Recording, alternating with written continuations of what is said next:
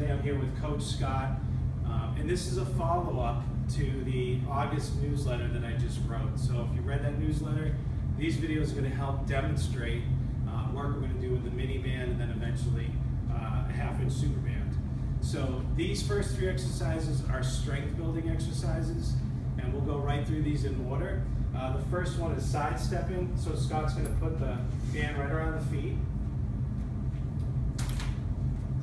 Okay, so once the band is on, a couple things that I pointed out in the article is moving with control, so not at high speed, especially when you're just learning these exercises, and also staying within a comfortable range of motion between the feet. Potentially, if you go too fast or too far with your steps, you could tear or even snap the band. We don't want to do that, okay? So from here, Scott's going to get in an athletic position, and he's just going to start stepping to one side.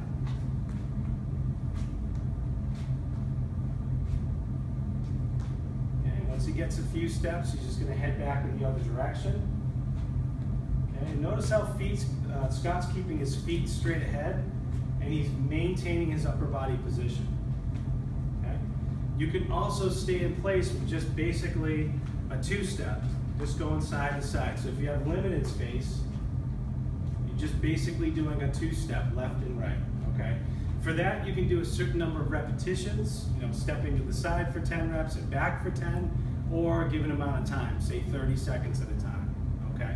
So that's exercise number one. The next exercise, the band goes around the ankles, and this is gonna be a single leg stance exercise. So basically, coach is gonna stand on one foot as he moves the opposite leg, okay? So standing on one leg, first off, we want to make sure that we're in triple extension. And all that means is that the hip, the knee, and the ankle are extended straight. What we wouldn't want to do is hyperextend the standing knee in the wrong direction. Okay, we don't want to put additional stress on the knee joint than we have to. Okay, so from there, he's going to bring his right knee forward as high as he can with control. That's hip flexion. From there, he's going to drive it back into hip extension. And then he's going to go out to the side into hip abduction. And he's just going to repeat that pattern. Flexion, extension, and abduction. Do one more round, Scott.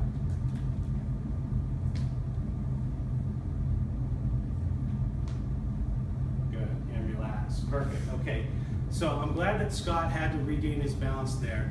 So anytime that you're working from one foot or a single leg stance, it's important that you don't hop around if you need to regain your balance before the end of the set.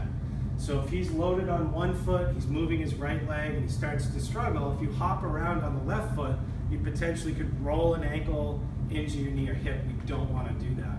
So if you need to regain your balance by putting this motion foot down, all I recommend is you start the set over again. So if your goal is going to be, say, 8 to 10 reps, and you're on rep 4, you have to touch your foot, take a break, and then start over. It's not a form of punishment. It's just a way to keep practicing that strength until you get it right. Okay? So that's exercise number 2. The third one, we're going to go to the mat. So Scott's going to make his way over to the mat. And actually, face this way, Scott. Okay, so for this one, the band is going to go around the feet. And we're working on hip flexion and hip extension at the same time. Okay?